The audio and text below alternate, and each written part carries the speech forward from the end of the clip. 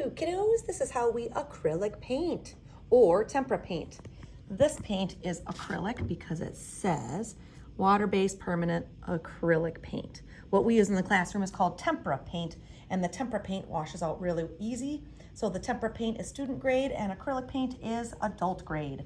The reason why is it's hard to get the acrylic paint out of brushes and it will stain clothes. Tempera paint does not. So I've got my paint set out. I've got my resource picture. That means a picture I'm looking at to paint from, but you don't always have to have one. I've got my paper towel set up on the right-hand side of my painting. This right here is called a canvas. So this is kind of like a fabric that's stretched over wood, and then it's kind of like a drum, sort of. So that's more professional. You can also paint on thick paper, you can paint on cardboard, or anything that you can find that your grown-ups say you can paint on. So I took my resource picture right here, and I tried to draw it the best I could on my canvas. I've got my paper towel set out to the right, some brushes to the right, and my paint palette. So my paint palette, I like to just use an ice cream lid. It washes up really, really good. It recycles.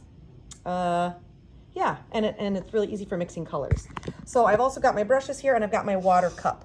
So I try not to leave my brushes in the cup like this, because then sometimes if you leave them in there too long, the end of the brush falls apart. So that part where the brush is right boop, there, where my finger's touching, that part is held into the metal area right there with glue.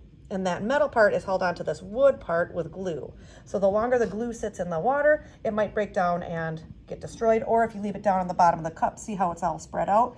Sometimes when you pull it out, it won't lay nicely again, okay? So I'm ready to paint. So when I'm ready to paint, I'm gonna start by mixing some of my colors.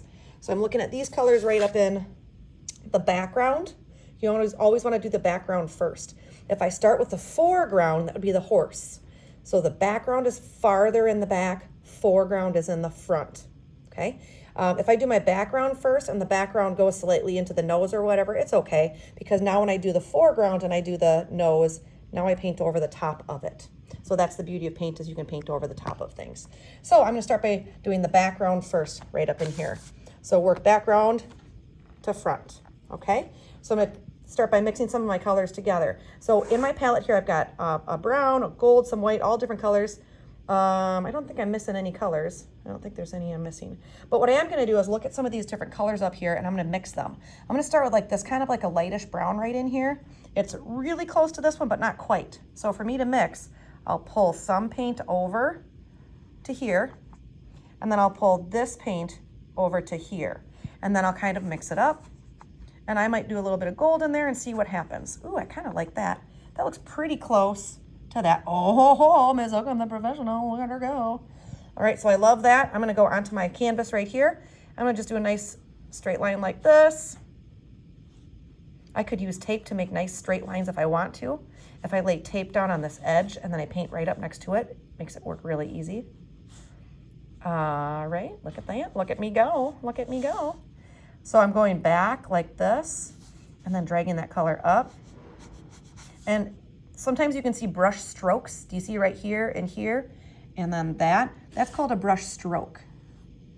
Sometimes if you can't get into an area nicely, I turn my whole canvas around, and then I can get into this area because my hand does this movement really good because I'm right-handed.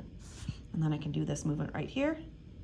And now that section is done. I like it. Woo, Picasso. This is a cubist painting done by a really famous artist, and I'm trying to copy it down here for a friend. So now that I've got that color done, I'm gonna go back to my paint palette. I'm gonna mix up a new color. So rinse out your brush.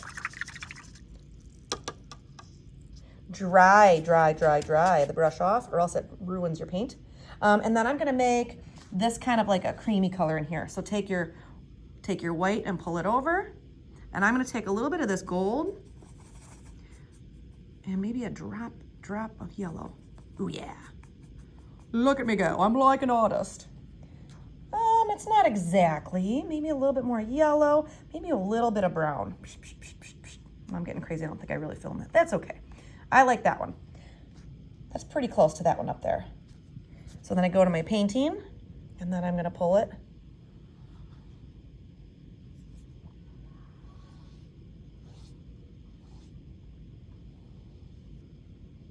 If you have too much paint on your brush, it's hard to to make it move where you want it to go. So you want your brush to look kind of like this. You don't want it to be like a gob. You don't want it to be like, hey Grace, I'm ready to paint. Okay, you don't want a big gob of paint on there. So now that I'm ready to switch, I'm going to rinse out my brush. Dry, my brush. And then I'm gonna keep on going. And then when I'm done with this, I'll show you the final product, okay? Happy painting. Please make sure you put on an art smock first. And then let's take a look one last time at my art setup here. Put your canvas on one side. If you are a right-handed person, put all your other stuff on the right so that you're not dripping on your picture. You get your water and all your stuff on this side over here, okay? You don't want it out in front of you. You don't want it on the other side to be reaching over, okay? So happy painting, everyone.